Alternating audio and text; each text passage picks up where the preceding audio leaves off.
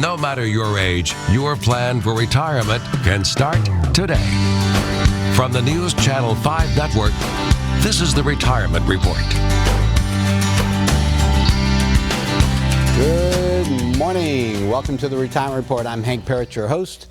Been some major legislation. We had it pass the House, now it's passed the Senate, and pretty much a foregone conclusion that President Trump is going to sign it into law. So what we've got now is what's called the Secure Act.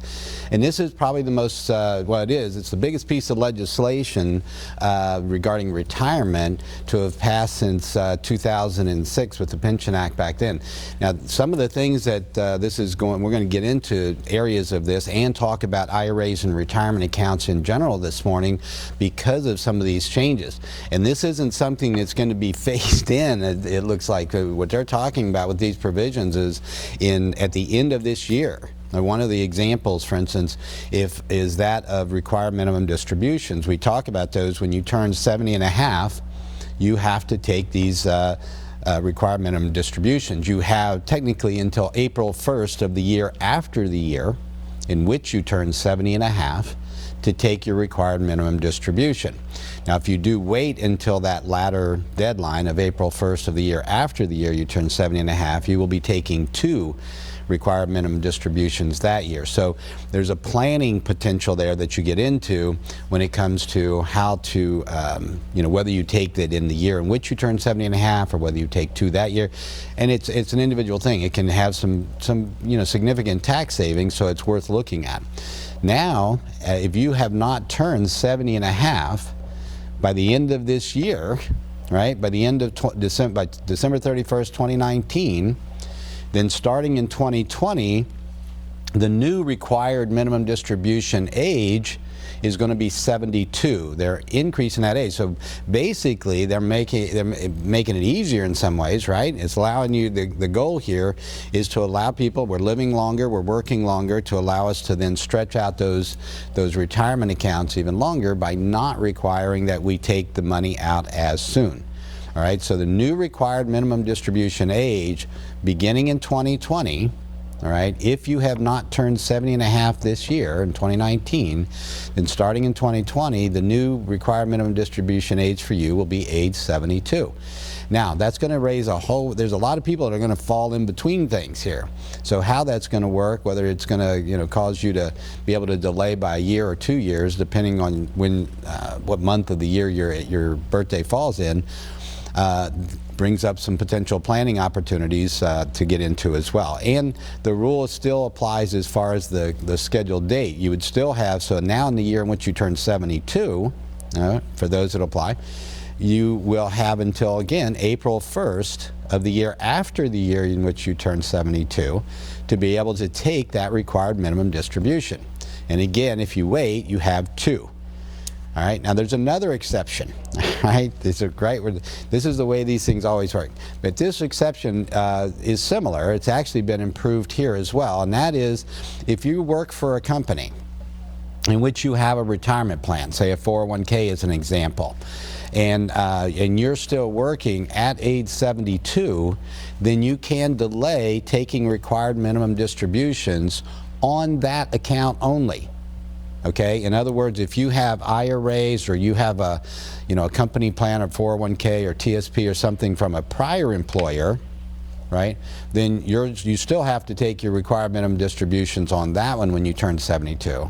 However, in the company in which you're working, and one of the caveats to add, another little exception thing, as long as you're not a 5% or more owner in that company, all right, so if you're just a little worker bee there, so to speak, and you're still working past age 72, 72 and beyond, you can delay taking that required minimum distribution.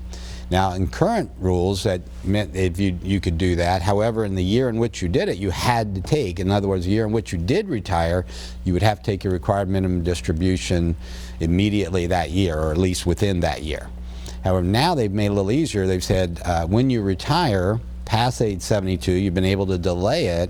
You can actually now wait until the year after the year in which you retire to take that required minimum distribution. So there's some changes here that are going to allow people to allow us right, to delay or to stretch out those retirement accounts even more. And another proposed change is that the IRS may be changing the uniform lifetime table, and if they do that, that could give us even more of a benefit. According to the Employee Benefit Retirement Institute, who's done this research, under the new rules, you could benefit, it could reduce required minimum distributions by maybe as much as 2% a year.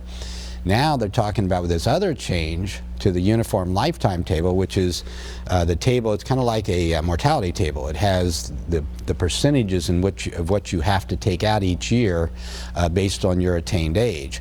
That they're talking about changing now as well to allow that people are living longer, and therefore they're going to allow a lesser amount to have to come out each year. And that could reduce RMDs, the amount that you're required to take out, by as much as 8%. So that'd be pretty significant in allowing, and the goal here, of course, is to allow people to stretch out those IRA monies, those retirement accounts over a longer period. That's the good news, okay? There's some other changes that are going to be occurring as well, and these are really important when it comes to planning. If you're nearing these ages, it's certainly important to get in and get a review of your accounts. When it comes to, if you've been planning on 70 and a half in your current planning, then it's important to get a review of your accounts, because with age changes, it's going to change what that looks like for you over time as well. So one of the things, I'm going to make it easy. Now I'm going to be reaching out, of course, to clients that I have. We're going to be getting our clients in and making sure that we're sitting down and doing our reviews. And in particular, when it comes to RMDs, with this new Secure Act passing now, both House and Senate, as I said, it's almost surely going to become law, and there's no delays. So they're going to, it'll probably be signed into law before the year is out, and effective January 1st, 2020. So there's going to be some big changes when it comes to, because this is just some of it. There's some other things too when it comes to inherited IRAs. So we'll look to get some more, information out to you on these things, as far as I'm going to talk about some more today. But also in coming weeks, I want to get into this in more detail about the strategies that are going to be involved as well when it comes to planning. And we'll get Friday and we'll get Russ on, and we'll talk more about those, the tax implications as well as the estate planning implications, which are going to be pretty major.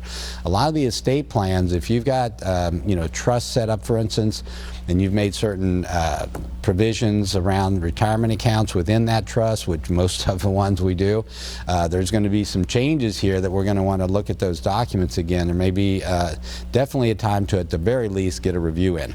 To make it easy, if you don't have someone, or if you need that kind of help, I'm going to make it easy for you. For the first 10 callers to my office this morning, there's a number on your screen, 615-376-5325. If you'd like to learn more about how this Secure Act that is being passed into law here at the very end of the year, basically, we didn't, it got tabled. We didn't think it was going to get passed. It was, back in the fall they were talking about it, and then you didn't hear anything, and then all of a sudden they attached it to the spending bill for this year right at the last minute, and got pushed through. It was like 400-3 or something over in the Senate, and got passed. It passed the Senate, also bipartisan, heavily, push, and now again everybody expects it's going to get signed by the president. So new legislation is going to have some big impacts. If you'd like to see what the impact is on you, you can come in to see me. The number is 615-376-5325. I'm only talking about these this morning.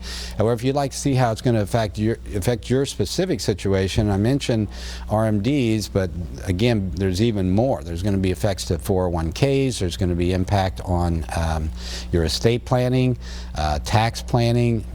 Again, very sweeping legislation here. So again, 615-376. So if you're one of the first 10 callers to my office, Tessa's standing by. She'll get your information. We'll do up a comprehensive plan for you, by the way, as a part of this at no charge, and educate you a bit about how these changes may affect you with regard to your own planning currently, and show how, of course, we're going to already be thinking, of course, of strategies on how to basically take advantage of these changes to get the most out of them, the most benefit out of them, and to avoid some of the pitfalls that are going to be inherent with them as well.